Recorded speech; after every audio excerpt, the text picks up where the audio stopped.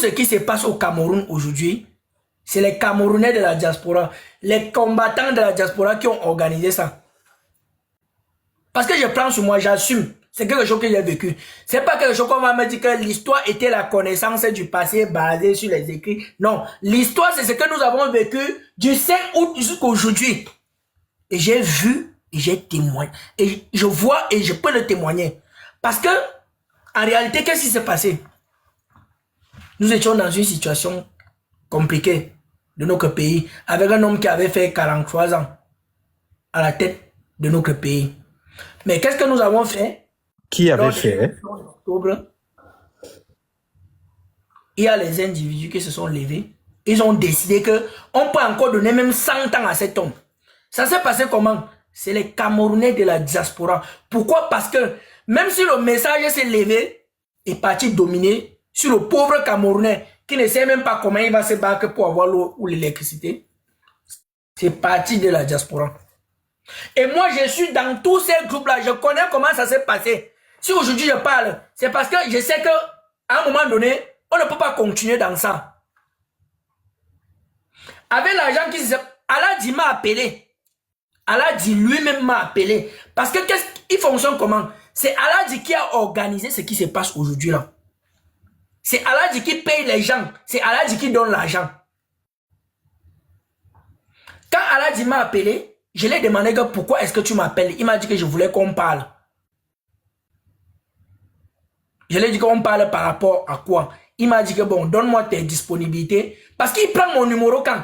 Il prend mon numéro à la place de la République. Quand il a organisé la manifestation, le non à la candidature de Paul Biya.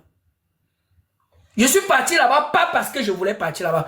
Parce qu'on m'avait dit que c'est un membre du gouvernement qui avait organisé cette manifestation. Et je dis que mais comment est-ce qu'un membre du gouvernement peut organiser une manifestation et que c'est Aladi qui porte ça? Alors que lui, il dit que il est pour le changement. Ou moi, ça m'a un peu interpellé, c'était quoi? Parce que je suis parti, quand j'ai connu Aladi sur TikTok, je l'ai interpellé plusieurs fois en lui disant que la nature aurait du vide. Tu ne peux pas dire que tu veux le changement sans pouvoir soutenir un candidat. Aladi n'a jamais soutenu Maurice Kamto en tant que le seul candidat du changement au Cameroun. Aladi ne l'avait jamais soutenu. Et moi, je l'ai toujours reproché ça plusieurs fois en partant dans ses lives. Il prend mon numéro quand je pars à la place de la République. Pourquoi? Parce que j'ai appris qu'il avait... il m'avait écrit un message. Parce qu'il avait fait un truc avec... il avait fait un escrit avec la chanson que j'avais fait non à la candidature de Paul Biya. Et il m'a interpellé en disant qu'il faut que je sois à la place de la République. Je lui ai posé la question que c'était par rapport à quoi. Il m'a expliqué que c'était pour dire non à la candidature de Paul Biya.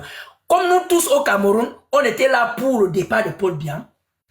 C'est quelqu'un qui m'a interpellé en me disant que c'est un membre du gouvernement qui avait organisé cette manifestation. Vous connaissez le membre du gouvernement là? Est-ce que vous connaissez?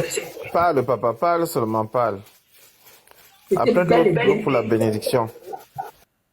Quand il parle là-bas, il met la photo de Ia Mohamed et de tous les gens, les gars du Nord qui sont en prison là.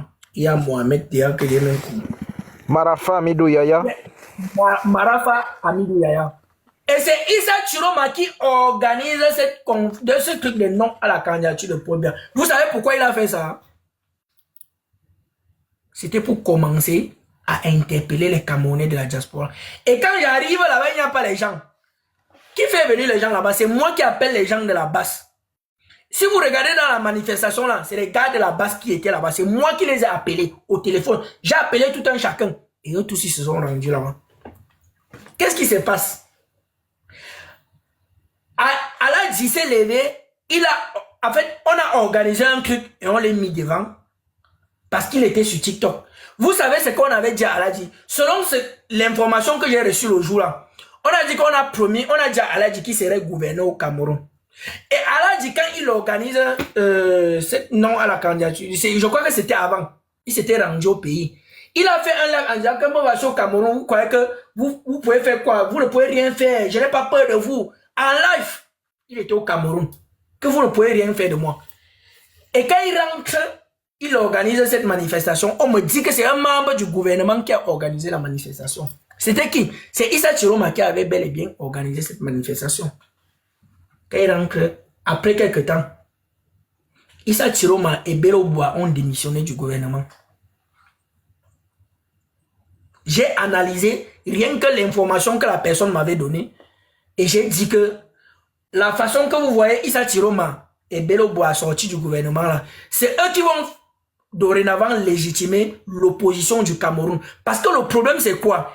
Il faudrait que, comme Maurice Kamto, qui est le président du MLC, et le MLC a traumatisé le RDPC depuis 2018 jusqu'à aujourd'hui.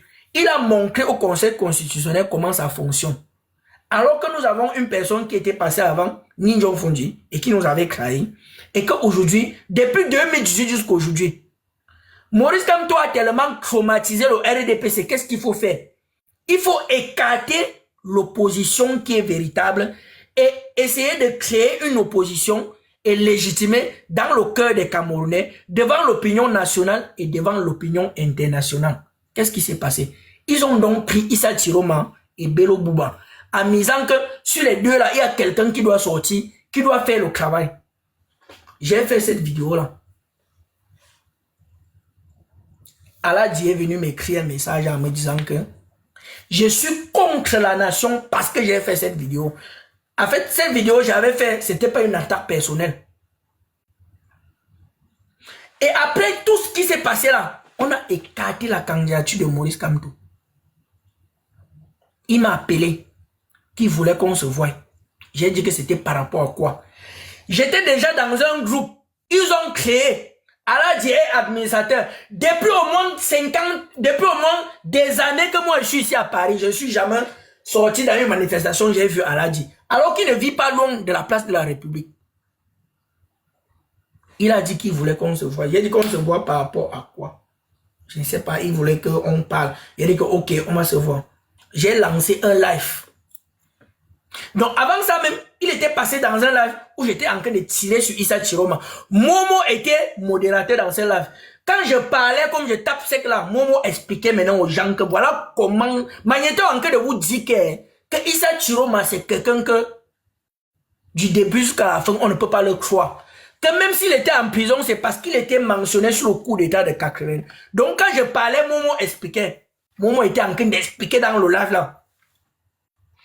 Et entre temps, Aladji est passé dans le live, il est venu en bas, il a envoyé sa demande. Du moment où je parlais encore, je ne voulais pas encore faire monter les gens. Il y a Vanessa qui est venu écrire en commentaire que non, Aladji a toujours voulu le changement. J'ai dit que non, je n'ai pas refusé, il a toujours voulu le changement. Mais il n'a jamais dit qu'il soutient un candidat. Mais aujourd'hui, il soutient parce que c'est son frère. J'ai dit ça comme ça ce jour-là. Et Aladji était en bas du live. Il était en bas. Maintenant, quand je voulais prendre sa demande, il était déjà parti. En fait, c'est comme ça que les choses se sont passées. Moi, si je dis qu'on a payé les gens, pourquoi? C'est par rapport à l'expérience que j'ai vécue dans un groupe que les gens m'ont mis. Parce que, ici, là, il n'y a aucun groupe. Il n'y a aucun groupe. Les gens connaissant ma détermination et mon engagement, il n'y a aucun groupe en diaspora qu'on a créé, on ne m'a pas mis dedans. Mais on ne m'avait pas mis dans le groupe là avec mon numéro aussi. Pourquoi?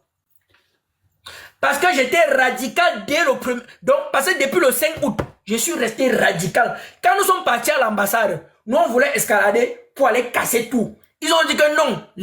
Qu'est-ce qu'ils ont fait? Ils nous ont corrompus en disant que non, il faut qu'on se calme. Comme il y a la police et tout, calmons-nous. On doit revenir pour poser l'action coup de poing. Voilà la seule chose qui m'a retenu. Moi, je suis rentré de l'ambassade là, sans que la police ne m'amène. Pourquoi? Parce que je savais que je devais venir là-bas la nuit ou à 5 heures ou je ne sais pas pour brûler même l'ambassade là, pour faire ce que je devais faire. Mais ces vieux pères et ces parents, ils nous ont convaincus, ils ont dit que non, rentrons, on doit revenir plus tard. Mais qu'est-ce qu'on a fait?